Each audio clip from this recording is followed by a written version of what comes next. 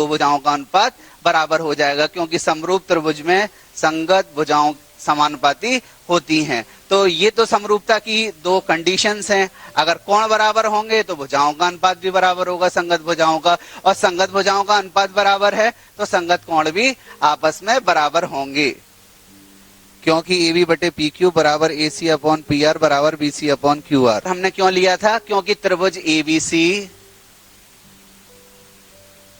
समरूप था त्रिभुज PQR के,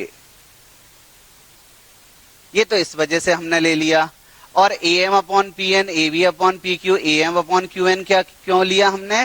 क्योंकि हमने ये सिद्ध किया कि त्रिभुज ABM समरूप है त्रिभुज PQN के।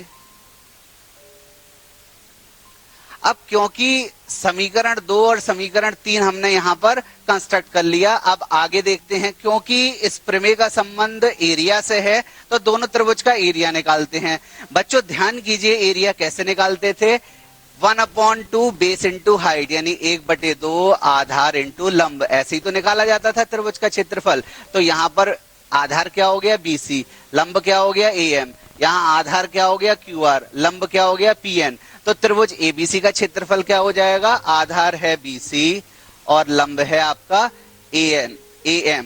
तो त्रिभुज ABC का क्षेत्रफल 1/2 BC इंटू AM, BC हो गया आधार और AM हो गया लंब। अब त्रिभुज PQR का क्षेत्रफल देखना है तो 1/2 QR तो हो गया आधार और ये जो PN है ये क्या हो गया? लंब। तो 1/2 QR इंटू PN, ये हो गया किसका क्षेत्रफल? PQR का क्षेत्रफल। अब आपने क्या किया? इन दोनों का भाग लगा दिया। जब भाग लगाया तो 1/2 से 1/2 कट गया।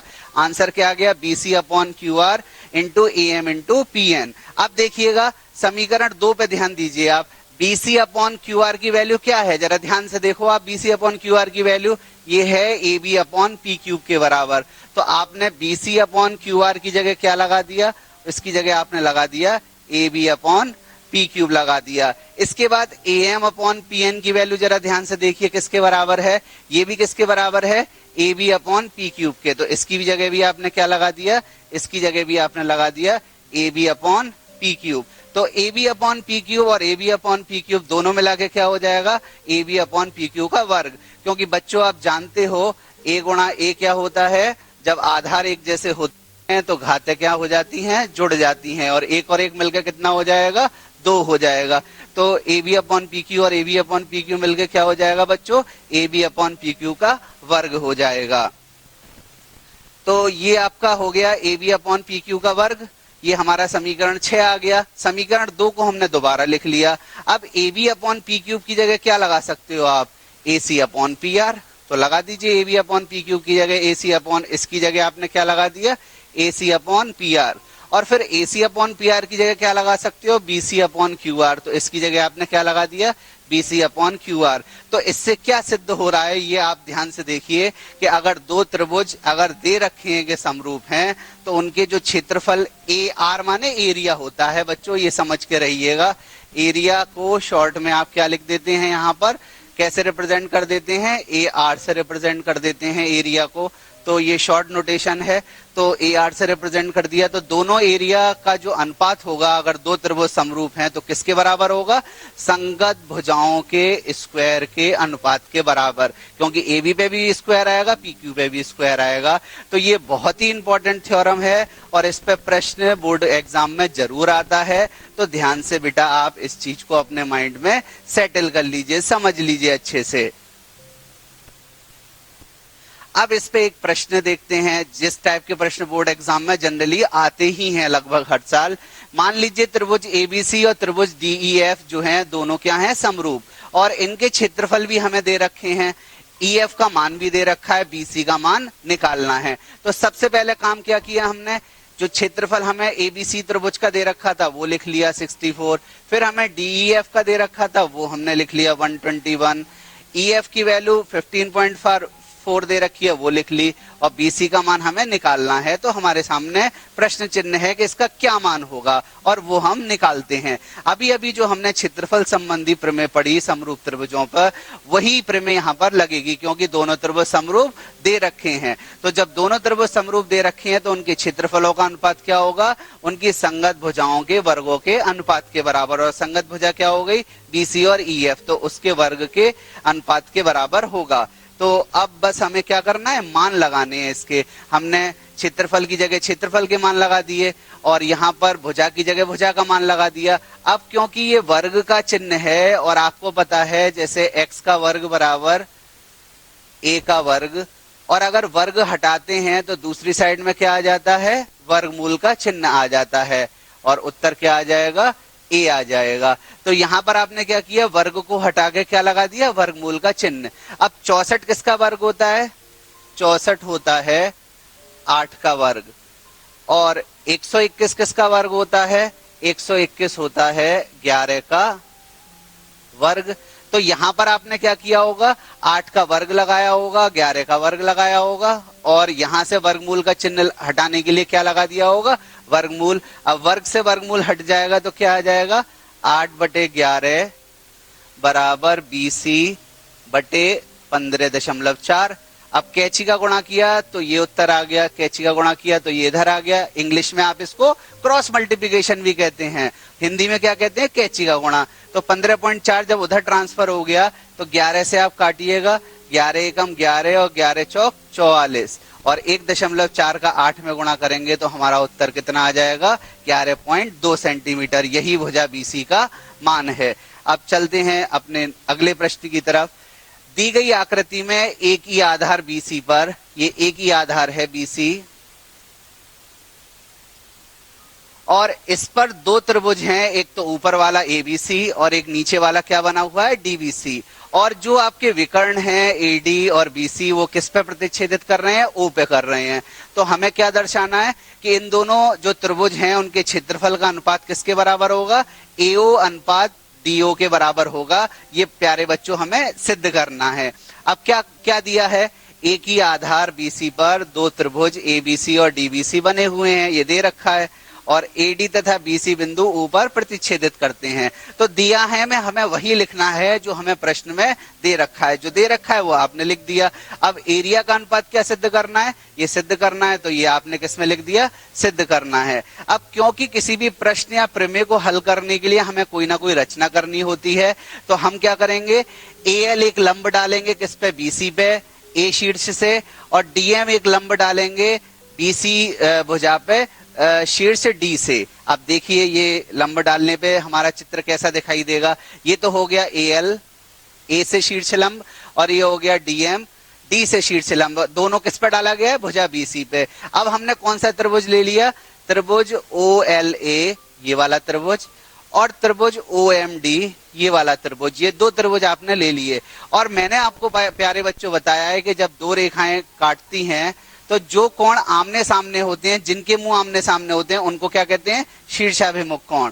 और शीर्षाभिमुख कोण आपस में क्या होते हैं, बराबर होते हैं। अगर ये एक ले लें, ये दो ले लें, तो कोण एक किसके बराबर होगा, कोण दो के, क्योंकि ये क्या है, शीर्षाभिमुख कोण।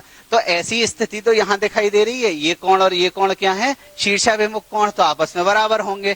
कोण ALO, अच्छा कोण ALO और कोण DMO ये तो दोनों 90 अंश के हैं, ये तो हमारी रचना से हैं।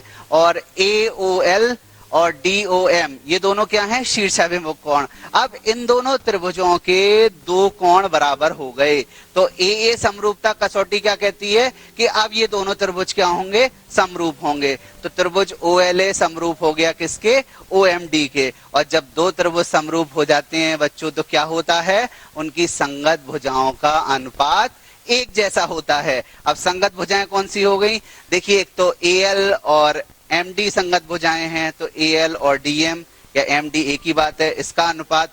और कौन कौन सी भुजाएं संगत हैं, AO और DO भी संगत भुजाएं हैं, तो इसके अनुपात के बराबर हो गया। और इसको हमने किससे निरूपित कर दिया, समीकरण 1 से, कि AL अपॉन DM किसके बराबर हो गया, AO अपॉन DO के। अब क्योंकि तो उसी समीकरण को जो एक है मैंने दोबारा लिख दिया यहाँ पर। अब हम क्या करेंगे, त्रिभुज ABC का क्षेत्रफल निकालेंगे। और आप अच्छे से जानते हैं क्षेत्रफल क्या होता है, 1/2 आधार गुणा ऊंचाई। अब आधार क्या हो गया इसका, आधार हो गया इसका BC और लंब क्या हो गया AL। तो क्या हो गया त्रिभुज का क्षेत्रफल 1/2 BC इंटू AL। अब नीचे वाला त्रिभुज देखें तो आधार क्या है BC और लंब क्या है DM, तो उसका क्षेत्रफल क्या हो जाएगा 1/2 BC इंटू DM। अब क्योंकि क्षेत्रफल का अनुपात निकालना है इसलिए समीकरण 2 में समीकरण 3 से भाग देना पड़ेगा। तो समीकरण 2 में समीकरण 3 से यहाँ पर समीकरण 2 होगा और यहाँ पर समीकरण 3 होगा, से भाग दे दिया हमने। एरिया ऑफ त्रिभुज ABC और DBC का भाग दिया तो BC से BC कट गया, 1/2 से 1/2 कट गया, उत्तर क्या आ गया AL/DM। और समीकरण 1 में AL/DM का मान क्या है AO/DO। तो AL/DM की जगह आपने क्या लगा दिया AO/DO। और प्यारे बच्चों यही तो हमें सिद्ध करना था, तो ये सवाल हमारा हो गया बड़े आसानी से। इसमें सबसे पहले हमने क्या किया था कि ये दोनों शीर्षाभिमुख कोण हैं वो बराबर होंगे, 90-90 बराबर करके ये दोनों त्रिभुज हमने क्या कर दिए समरूप कर दिए, उससे ये संबंध स्थापित किया। फिर ऊपर वाले क्षेत्रफल, ऊपर वाले त्रिभुज जो BC आधार पे उसका क्षेत्रफल निकाला, नीचे वाला त्रिभुज जो BC आधार पे उसका क्षेत्रफल निकाला, दोनों का हमने क्या लगा दिया भाग लगा दिया। और फिर संबंध 1 का जब हमने यूज किया तो हमारा उत्तर आ गया। अब देखिए दो त्रिभुज हैं ABC और BDE, दोनों ही समबाहु त्रिभुज हैं। D भुजा BC का मध्य बिंदु है। त्रिभुज ABC और BDE के क्षेत्रफलों में क्या अनुपात है ये बच्चों हमें निकालना है। तो क्योंकि हमारा त्रिभुज ABC समबाहु त्रिभुज है और जैसा कि नाम से जो है प्रदर्शित हो रहा है समबाहु, यानी जिसकी सारी बाहु बराबर हो, यानी सारी बाजुएं बराबर हो या सारी भुजाएं बराबर हो, वही क्या कहलाता है समबाहु त्रिभुज कहलाता है। तो यहाँ पर इसकी भुजाएं हमने क्या मान ली A, तीनों भुजा हमने A मान ली। तो AB बराबर BC बराबर C है क्योंकि समबाहु त्रिभुज है और तीनों भुजाओं को हमने क्या मान लिया A मान लिया। अब ABC एक समबाहु त्रिभुज है, ये तो दे ही रखा है। अब दूसरा त्रिभुज कौन सा है BDE, जहां पर D क्या है BC का मध्य बिंदु। तो D तो हो गया BC का मध्य बिंदु, ये हो गया। तो इसका मान कितना हो जाएगा A/2। BD का मान कितना हो जाएगा, BD का मान हो जाएगा A/2। अब मान लीजिए E बिंदु कहीं और है तो आपका त्रिभुज कौन सा हो गया, ये हो गया BDE। इसकी भी तीनों भुजाएं बराबर हैं और ये भी तीनों भुजाएं आपस में बराबर हैं, तो दोनों ही त्रिभुज क्या हैं समबाहु त्रिभुज हैं। अब क्योंकि दोनों समबाहु त्रिभुज है और बच्चों हम जानते हैं कि दो समबाहु त्रिभुज आपस में क्या होते हैं समरूप। याद रखिएगा समबाहु, एक कोई समबाहु त्रिभुज किसी दूसरे समबाहु त्रिभुज के हमेशा ही समरूप होता है, हमेशा। इसमें सिद्ध करने की कोई जरूरत नहीं होती क्योंकि समबाहु त्रिभुज के तीनों कोण 60 अंश होते हैं। इसके ऊपर वाले त्रिभुज के भी तीनों कोण 60 होंगे, नीचे वाले त्रिभुज के भी तीनों कोण 60 होंगे। जब दोनों त्रिभुज के तीनों कोण 60 होंगे तो दोनों त्रिभुज क्या हो गए समरूप हो गए। अब समरूप हो गए तो क्या करना है हमें, फिर क्षेत्रफल संबंधी प्रमेय लगानी है, क्योंकि हमें क्या करना है त्रिभुज ABC और BDE के क्षेत्रफलों में क्या अनुपात है यही तो ज्ञात करना है। और अनुपात ज्ञात करने के लिए हम क्या करेंगे क्षेत्रफल संबंधी प्रमेय को अप्लाई करेंगे। तो चलिए करते हैं apply. Area of triangle ABC, area of triangle BDE किसके बराबर हो जाएगा, करस्पॉन्डिंग साइड्स के वर्ग के अनुपात के बराबर। यानी पहले आप भुजाओं का वर्ग निकालिए फिर उसका अनुपात निकालिए तो त्रिभुज के क्षेत्रफलों का अनुपात आएगा। ये कौन कहता है, समरूप त्रिभुजों के क्षेत्रफल की प्रमेय से, जो कि आज हमने सिद्ध भी की है।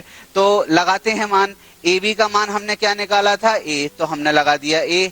और BD का मान क्या था A/2, तो वो हमने लगा दिया। अब 1 का वर्ग 1 होता है, 2 का वर्ग 4, क्योंकि 2 के वर्ग को क्या लिख सकते हैं आप 2 गुणा 2, और 2 गुणा 2 क्या होता है 4 होता है। तो आपने क्या लगा दिया यहाँ 4, और ये A का वर्ग हो गया। अब A वर्ग से A वर्ग कट गया, अब 4 जाएगा ऊपर तो और 1 नीचे, तो 4/1, और 4/1 को क्या लिख सकते हैं 4:1। तो त्रिभुज ABC और त्रिभुज BDE का जो अनुपात है वो किसके बराबर होगा 4:1 के बराबर हो जाएगा। अब अगले प्रश्न की तरफ चलते हैं।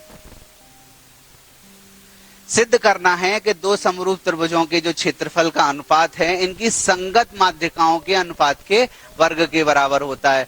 तो दो समरूप त्रिभुजों के क्षेत्रफल का अनुपात किसके बराबर, इनकी संगत माध्यिकाओं के अनुपात के वर्ग के बराबर होता है, ये सिद्ध करना है। तो आपने दो त्रिभुज ले लिए एबीसी और पीक्यूआर, ये मान रहे हैं कि दोनों त्रिभुज समरूप हैं क्योंकि सवाल में दे रखा है बच्चों कि दोनों त्रिभुज समरूप हैं।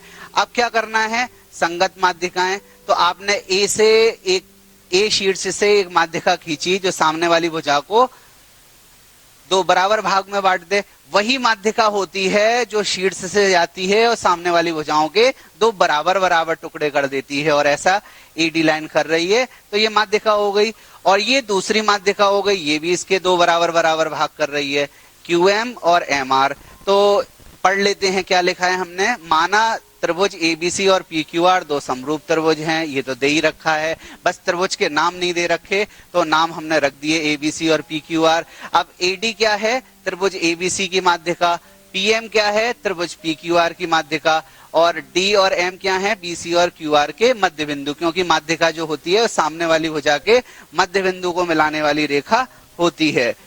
अब देखिएगा त्रिभुज एबीसी और पीक्यूआर, त्रिभुज एबीसी और पीक्यूआर जो हैं वो तो समरूप हैं, दे रखा है सवाल में, और समरूप त्रिभुजों के संगत कोण क्या होते हैं, बराबर होते हैं। तो कोण बी बराबर कोण क्यू ये आपको दे रखा है, क्योंकि अगर त्रिभुज समरूप है तो संगत कोण जरूर बराबर होंगे, संगत कोण बराबर हो गए।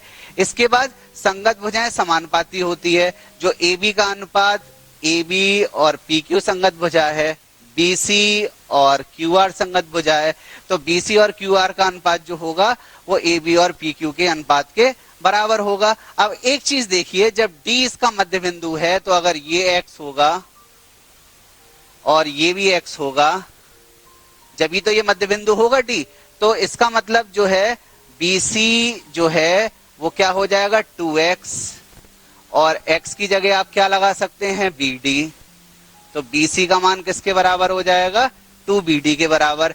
ऐसे ही ये हमने मान लिया y और ये भी हमने क्या मान लिया y, तो इसका मतलब क्या हो गया QR बराबर 2y, और y की जगह आप क्या लगा सकते हैं QM। तो अब क्या करना है हमें, जो BC है BC की जगह क्या लगा दीजिए आप 2BD, और QR की जगह आप क्या लगा दीजिए, QR की जगह आप लगा दीजिए 2QM।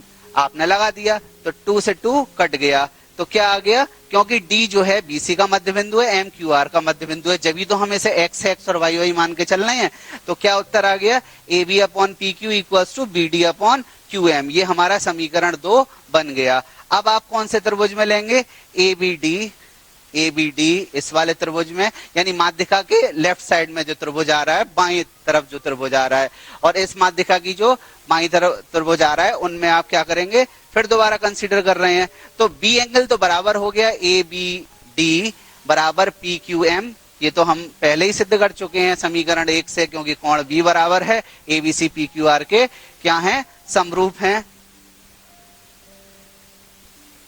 अब AB बराबर PQ BD अपॉन QM ये तो हमने सिद्ध कर दिया था समीकरण 2 से, और ये कोण आपके बराबर है ही है, कोण B बराबर कोण Q। इससे क्या सिद्ध हो गया, माध्यिका के लेफ्ट साइड में जो त्रिभुज हैं वो दोनों क्या हो गए, समरूप हो गए। किस कसौटी से, SAS, क्योंकि एक कोण बराबर है और उस कोण को बनाने वाली भुजाओं का अनुपात भी एक जैसा है। तो त्रिभुज ABC और त्रिभुज PQR का जो क्षेत्रफल है वो किसके बराबर हो गया, AB square upon PQ square के बराबर होता है। ये हमने किससे सिद्ध किया था, ये तो हमारी जो क्षेत्रफल संबंधी समरूपता त्रिभुज के लिए प्रमेय थी कि क्षेत्रफल का अनुपात संगत भुजाओं के वर्ग के अनुपात के बराबर होता है। और इसको आप क्या लिख सकते हैं, AB बटे PQ का वर्ग, और AB बटे PQ की जगह आपने क्या लगा दिया, AD अपॉन PM लगा दिया, तो क्या हो जाएगा AD अपॉन PM, किससे, जो हम पहले से ही संबंध निकाल चुके हैं, किससे, समीकरण 3 से। तो उत्तर क्या आ गया, area of triangle ABC upon area of triangle PQR equals to AD square upon PM square, यानी दो त्रिभुज के जो क्षेत्रफलों का अनुपात है वो उनकी संगत माध्यिकाओं के वर्ग के अनुपात के बराबर हो गया यहाँ पर। अब एक प्रश्न और है कि हमें सिद्ध करना है कि वर्ग की किसी भुजा पर बनाए गए समबाहु त्रिभुज का क्षेत्रफल उसी वर्ग के विकर्ण पे बनाए गए समबाहु त्रिभुज के क्षेत्रफल का आधा होता है।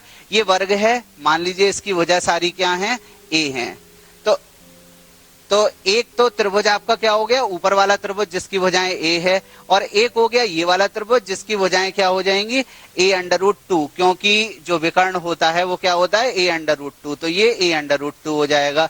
आपको पता है कि वर्ग का विकर्ण क्या होता है, a√2। अब देखिएगा कि ये दोनों ही समबाहु त्रिभुज हैं, PDC भी समबाहु त्रिभुज है और CAQ भी समबाहु त्रिभुज है, और समबाहु त्रिभुज आपस में क्या होते हैं, समरूप होते हैं। तो दोनों त्रिभुज के क्षेत्रफलों का जब हमें अनुपात निकालना है तो संगत भुजाओं के वर्गों के अनुपात के बराबर हो जाएगा, CD का वर्ग और AC का वर्ग। अब CD क्या है, CD तो है आपकी वर्ग की भुजा जिसकी माप किसके बराबर है, A के बराबर, तो A वर्ग हो गया। और AC क्या है आपका, a√2, तो नीचे आ गया a√2 का वर्ग। और √2 अगर a पे अंडर लगा है और वर्ग लगा है तो उत्तर किसके बराबर आ जाएगा, a के, क्योंकि वर्गमूल से वर्ग हट जाता है, a² से a² कट जाएगा, तो उत्तर क्या आ जाएगा, 1/2। तो इससे क्या सिद्ध हो जाएगा कि जो विकर्ण पे बना हुआ जो आपका त्रिभुज है समबाहु त्रिभुज, उसका क्षेत्रफल का आधा जो होगा वो वर्ग की जो भुजा पे बना हुआ समबाहु त्रिभुज का क्षेत्रफल है वो हो जाएगा। यानी कि विकर्ण पे बने हुए समबाहु त्रिभुज का क्षेत्रफल आधा हो जाएगा भुजा पे बने हुए समबाहु त्रिभुज के क्षेत्रफल से। तो प्यारे बच्चों, आपने ये जो समरूप त्रिभुज संबंधी जो प्रमेय पढ़ी, बहुत अच्छे से आपको समझ में आई होगी, मैं विश्वास करता हूं। अब इस पे ये जो अभ्यास प्रश्न है ये करिएगा, आप ये प्रमेय रिवाइज करिएगा घर जाके, और जो प्रश्न मैंने कराए उन प्रश्नों को करने के बाद फिर इन प्रश्नों को करिएगा, और स्पेशली एनसीईआरटी की 6.4 एक्सरसाइज जरूर हल कर लीजिएगा। धन्यवाद।